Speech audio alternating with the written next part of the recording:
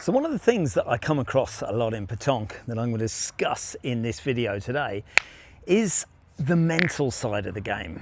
How you let other people, spectators, other players, things happening around you affect your game. It's really important, and I've seen it an awful lot recently. I saw it in a competition I was playing at this weekend where there were people wandering around back and forth. They're going and getting their chairs, they're moving about, they're talking, they're waving to their friends. All sorts of things are going on, and yet people really get affected. Now, you can talk for ages about setting your mind and making sure that you're in a good place and try not to let other people distract you, but there are ways of doing this. I'm going to run through one or two of them here. The most important thing for me is when you have your circle, you step into the circle with intent. Once you're in that circle, you've got to imagine it.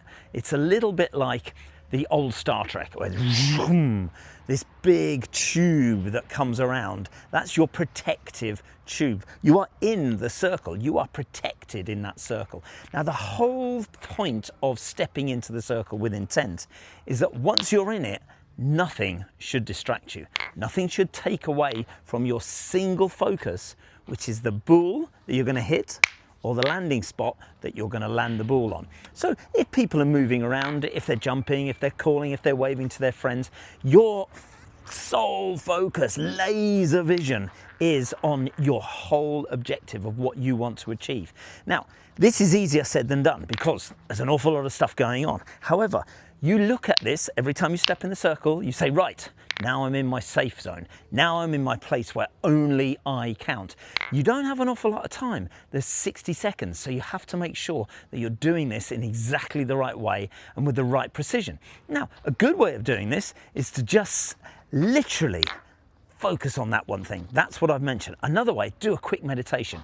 Count back, 5, 4, 3, 2, 1, and now I shoot.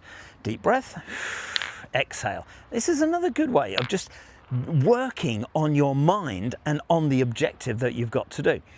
Some people in various different scientific groups that I've been with in the past, they practice their brain to focus and concentrate on one thing.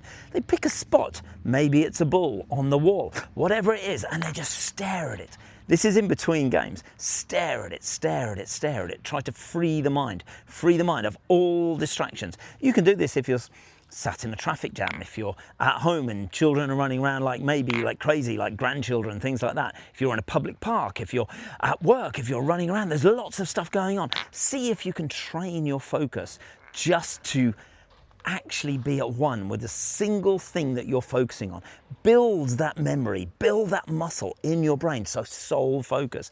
This is really important, because if you're in a massive big tournament and there's people and they're all around and they're cheering for the opposition and they're going, come on, and there's lots of excitement and maybe there's music going on, maybe there's a loudspeaker going on, team number 6 needs to go to place number 4, piece number 6. So all of these things can happen, but if you are actually really focused on exactly what you need to do to the exclusion of everything else, you will have mastered this. It's a tough one. See if you can work on that muscle.